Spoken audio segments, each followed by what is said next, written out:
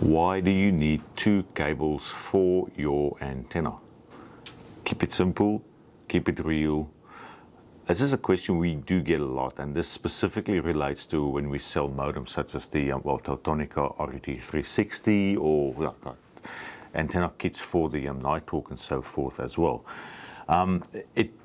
If you think about TV systems, or even you think about the cell phone and so forth, there's always just one cable, one antenna that comes down. But for 4G system, a proper 4G system, you need two antennas because it is a 2x2 MIMO, meaning there are actually two antenna elements in stuff like, there's a scale model of the MIMO antenna that you can put on a caravan or boat or anything like that. The popular X-Pol 2 as well is actually two antennas inside that little box.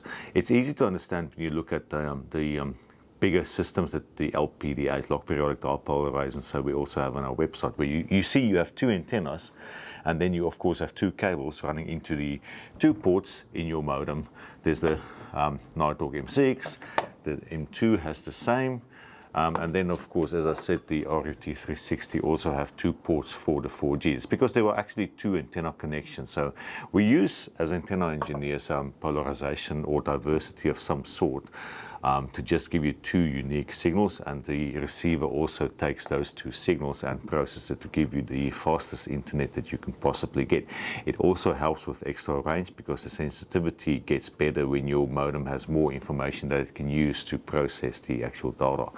So it is a positive. When you go buy a 4G antenna, we will offer you two antennas and two cables, depending on the model and so forth. And that's really the long and the short of the answer. There are two cables because there are two antennas, and you have two ports on your modem.